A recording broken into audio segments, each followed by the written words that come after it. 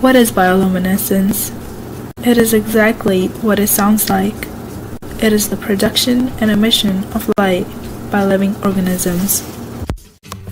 Bioluminescence is a naturally occurring process, and humans haven't even been able to artificially recreate it yet. No, not even in those famous glowing tobacco plants. The glowing light of bioluminescent organisms is created from the reaction between the chemical and enzymes luciferin and luciferase, usually in the presence of oxygen.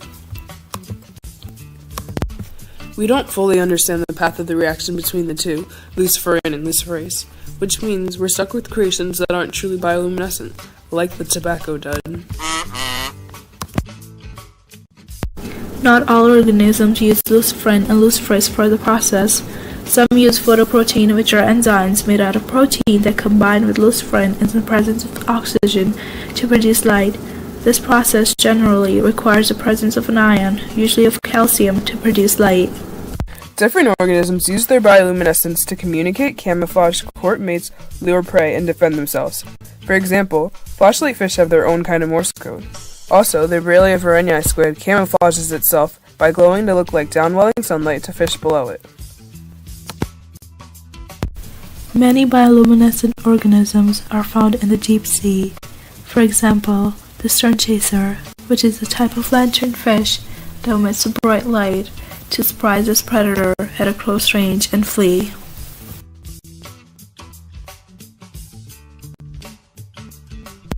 Another example of organisms that uses bioluminescence would be the anglerfish, which lives in the deep sea that uses light to attract its prey, like a fly to a lamp, while the fireflies, on the other hand, defend themselves using a toxic-like appearance.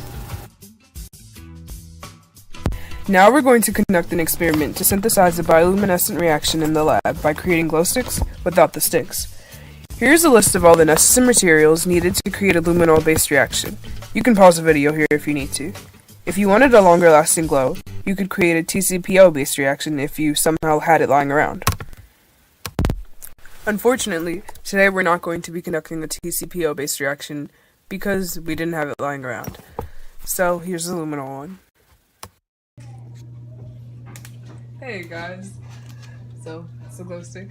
Did you know that glow sticks can be used to create an artificial example of bioluminescence? Oh, I did not know that, Gaby. Let me explain the chemical pathways involved in their light emission. There are chambers in a glow stick separating the different chemicals to prevent a premature reaction.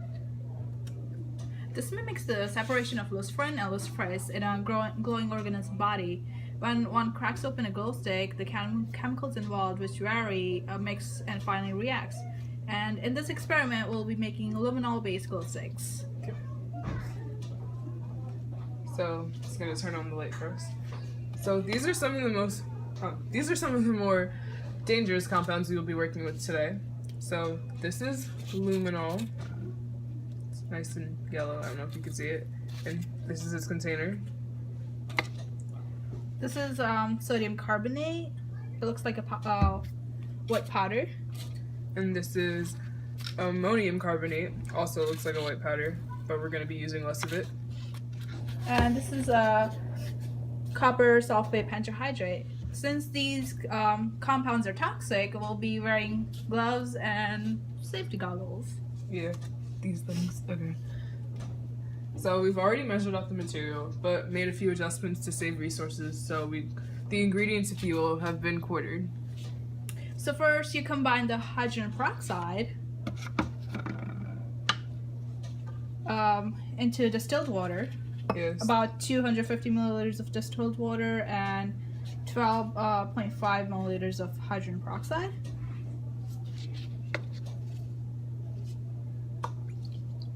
And then just make sure to mix that up. And then the hydrogen peroxide will replace the nitrogen atoms with oxygen atoms, which will make it glow. Yeah, and the nitrogen atoms in the luminol. Okay. So next, you're gonna put all the dry compounds into another beaker of distilled water. Yeah. So here's the luminol. Into the second beaker of distilled water. Yeah. This is copper sulfate pentahydrate. Yeah. This is the sodium carbonate.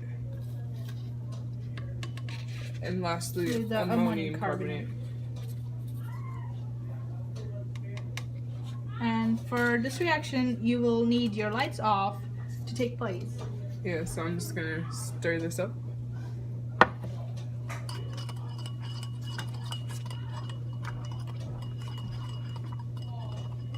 So, unfortunately, this reaction doesn't last very long. And if you want to, you could... Wait, sorry. If you want to, you could make a second solution of the luminol and all the other dry compounds. And if you re-put it into after the reaction dies out, it'll reignite the glow. But we didn't make that. After stirring up the dry compounds and the distilled water, you add the hydrogen peroxide mixed solution and distilled water into the second solution. Yep. And it should immediately start glowing. As you can see, it's glowing, but it lasts only a few seconds. Yeah, already died out. Oh wait, we should have put it into a bigger beaker. But, I mean, it's good. And that's it. This is the chemistry behind glowing.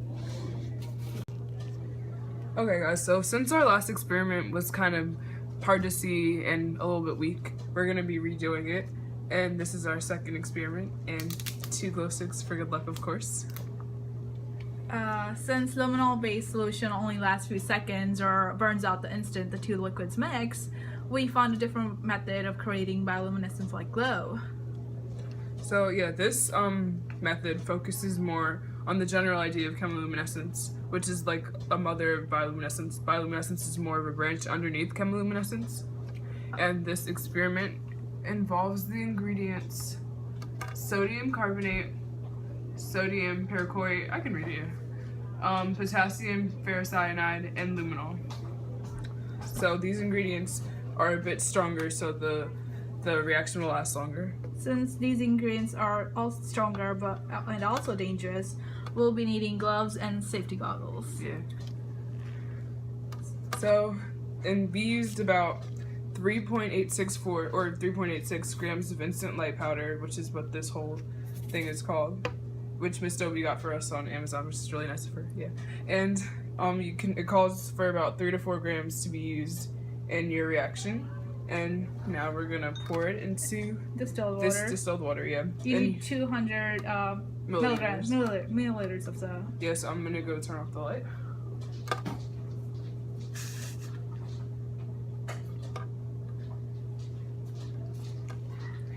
Yeah, so just pour it in and mix. Yeah, so it's really pretty and glowing well, as you can see. It's supposed to last longer. It's supposed to last longer than the luminol-based solution. Yeah, and it kind of compares pretty well to our glow stick in terms or in strength of glowing. And when you're pretty much done looking at this, or the glow dies out, you want to ask your teacher to dispose of it. As you can see, the glow is dying out right now. Is it? Yeah. Is it? Or let's mix it some more.